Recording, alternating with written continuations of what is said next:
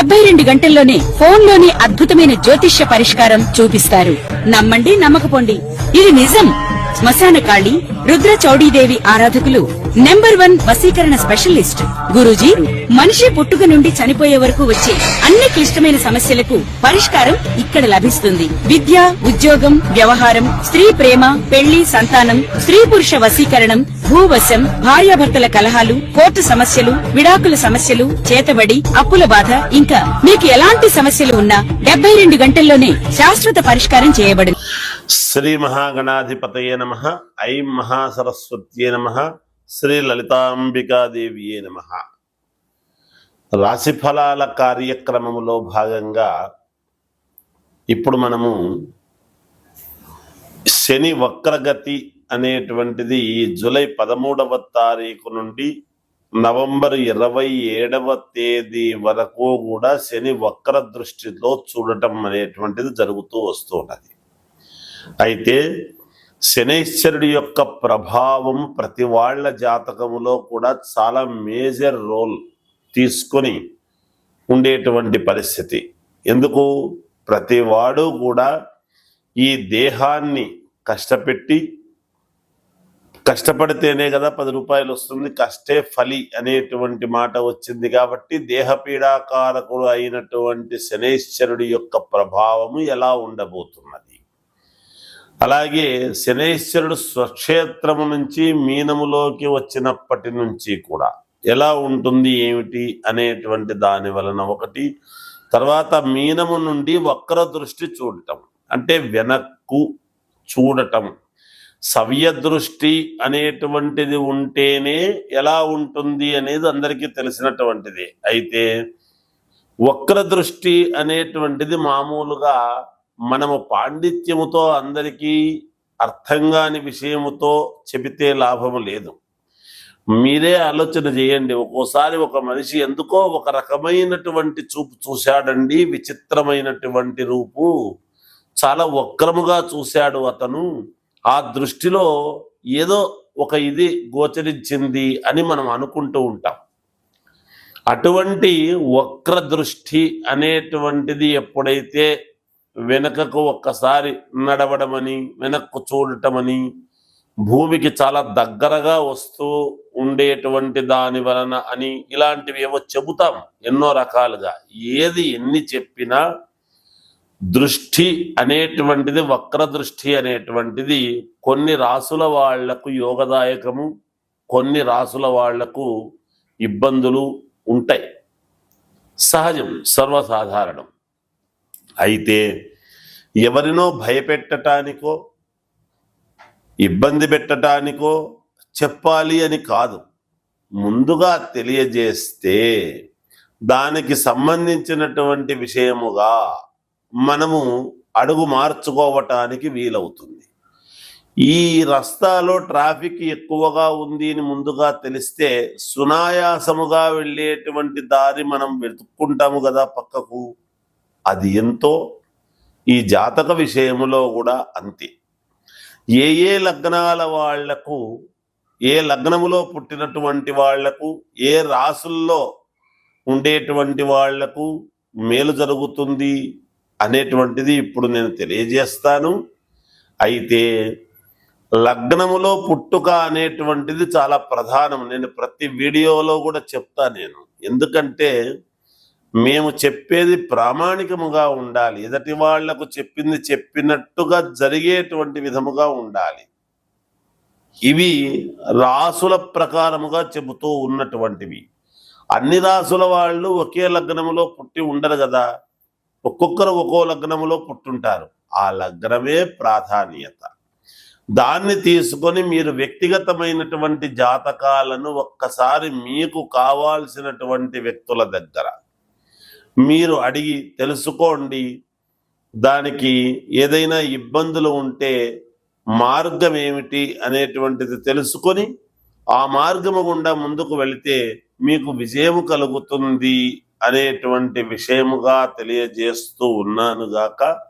శని వక్ర దృష్టిలో ఎక్కువ శాతము వక్ర దృష్టి అని అంటే కొన్ని ఇబ్బందులే పెడతాడు ఎవరికైనా, ఎటువంటి వాళ్ళకైనా.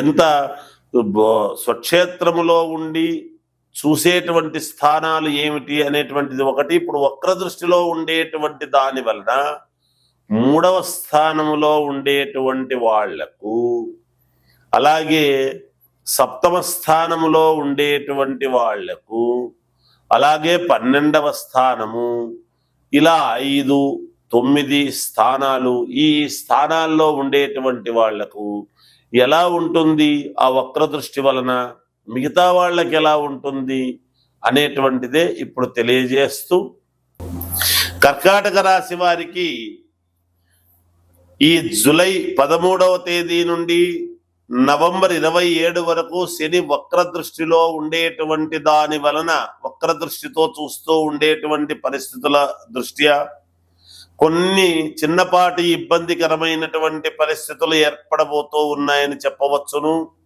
ఆర్థికముగా ఇబ్బందులు ఉంటాయి. పై అధికారులతో చిన్న మాట పట్టింపులు అనేటువంటివి ఉంటాయి.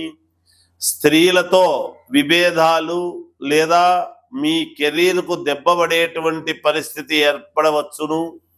జాగ్రత్తగా మాట్లాడుకోండి. మామూలుగా ఖర్చు చేయాల్సినటువంటివి మాత్రము అనవసరమైనటువంటి ఖర్చులు ఏర్పడతాయి. అంతేకాకుండా అనుకోకుండా కొన్ని ప్రయాణాలు ఏర్పడేటువంటి పరిస్థితి కూడా గోచరిస్తూ ఉన్నది. మీరు ఒకటి అనుకుంటే ఇంకొకటి జరుగుతుంది ఏమిటి అనేటువంటి ఆలోచనలతో పడేటువంటి విధి విధానాలు గోచరిస్తూ ఉన్నాయి గాక, మనస్సు కకావికలముగా ఉండి శీఘ్రముగా కోపము రావటము, అనవసరముగా ఇంకొకరిని మాటలు తూలటము, దాని వలన కొన్ని ఇబ్బందులు తెచ్చుకోవటం లాంటివి గోచరిస్తూ ఉన్నాయి. విద్యార్థులు చాలా శ్రద్ధగా చదవాల్సినటువంటి అవసరము ఉన్నది. విదేశాలకు వెళ్ళాలి అనుకునేటువంటి వాళ్ళు జాగ్రత్తగా ప్రయత్నాలు చేసుకోండి. ఉద్యోగాలు కావాలనుకునేటువంటి వాళ్లకు దగ్గరి వరకు వచ్చి కాస్త ఆగిపోయేటువంటి పరిస్థితులు గోచరిస్తూ ఉన్నాయి. వ్యాపారాలు చేసుకునేటువంటి వాళ్లకు మందకొడిగా అనుకూలవంతముగానే జరుగుతుంది గాక, కాకపోతే నిదానముగా వ్యాపారాలు చేసుకుంటారు. ఇంకా మెరుగైనటువంటి ఫలితాలు కావాలి అని అనుకునేటువంటి వాళ్లకు వ్యక్తిగతమైనటువంటి జాతకాలు మీకు నచ్చినటువంటి వాళ్ళ దగ్గర ఒక్కసారి చూపించుకొని పరిహారాలు చేసుకోండి, మేలు జరుగుతుంది. జయోస్తు. ఏ రాశి వాళ్ళైనా ద్వాదశ రాశుల వాళ్లకు ఎప్పుడూ కూడా ఏది కూడా మనం ఏమీ మిశ్రమ ఫలితాలు కానీ ఇబ్బందికరమైనటువంటి పరిస్థితులు ఉన్నాయని అంటే కానీ మనం ఏమి ఎక్కడ అధైర్యపడాల్సిన అవసరం లేదు. అయితే సరైనటువంటి పరిష్కార మార్గం ఎప్పుడైతే మనము చేసుకుంటామో ఖచ్చితముగా మీకు మేలు అనేటువంటిది జరుగుతుంది. శాస్త్రాల్లో ఎప్పుడూ కూడా దోషం అనేటువంటిది ఉండదండి. చెప్పేటువంటి శాస్త్రిలో దోషం ఉండవచ్చునేమో, మాలాంటి వాళ్ళల్లో ఎక్కువ చదువుకోక, జ్ఞానం ఎక్కువ లేక ఏదో ఒకటి చెబుదాములే అనేటువంటి భావనతో చెప్పడం అనేటువంటిది కాదు. నేను అందరినీ అనటం లేదు, ఎందుకంటే మహానుభావులు ఎంతో మంది ఎన్నో రకాలుగా చెబుతూ ఉంటారు. అయితే ఒకరొకరిది ఒక్కో రకమైనటువంటి భిన్న వైఖరి ఉంటుంది. అందుకనే మీకు నచ్చిన వాళ్ళ దగ్గర, మీకు అనుకూలమైనటువంటి వాళ్ళ దగ్గర మీరు మీ వ్యక్తిగతమైనటువంటి జాతకాన్ని, ఎప్పుడైతే మనము జాతకాన్ని కరెక్ట్గా గనక సరి చేసుకుంటామో తప్పకుండా విజయం అనేటువంటిది మన వైపు ఉండి తీరుతుంది గాక. అందుకనే కదా మనం సరైనటువంటి చోట చూపించుకోవాలి.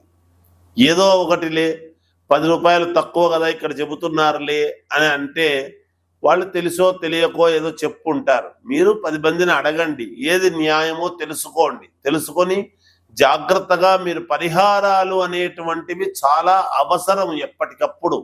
ఆ పరిహారాలు మనం రోజు తింటున్నాం కదా, రోజు ఎందుకు తినాలి అని అనుకుంటే ఒక రోజు ఎప్పుడో తినకపోవచ్చు, ఒకసారి ఎప్పుడో పరిహారం పర్లేదులే అనుకోవచ్చు. కానీ రోజు పరిహారాలు చేసుకోమని అనలేదు. ఏ నెలకు ఆ నెల మనం చూసుకొని జాగ్రత్తగా అడుగులు వేయాలి. పరిహారం అనేది ఒకసారి చేసుకున్నాము అంటే మనకు అయనములు 2 6 నెలల పాటు మళ్ళీ మనం దాని వైపు చూడకూడదు. మళ్ళీ 6 నెలలకు మనం ఒక నిర్ణయం ఏమిటి అనేది తీసుకోవాలి. అది మనము అన్ని డబ్బుతోనే ముడిపెట్టేటువంటి పరిస్థితులు కూడా ఉండరాదుగాక. చిన్న చిన్న రెమెడీసే ఉంటాయి మన నడవడికలో, మనము చేసేటువంటి పనులలో, మనము నడిచే మార్గములో ఇలాంటివి ఎన్నో ఉంటాయి. కనుక ఎవరు ఏమీ ఆందోళన చెందవద్దు. అందరూ మీ వ్యక్తిగతమైనటువంటి జాతకాలు మీకు నచ్చినటువంటి వాళ్ళ దగ్గర చూపించుకోండి. సరైనటువంటి మార్గము నిర్ణయాలు తీసుకొని అడుగులు ముందుకు వెయ్యండి. తప్పకుండా విజయం అనేటువంటిది కలుగుతుంది.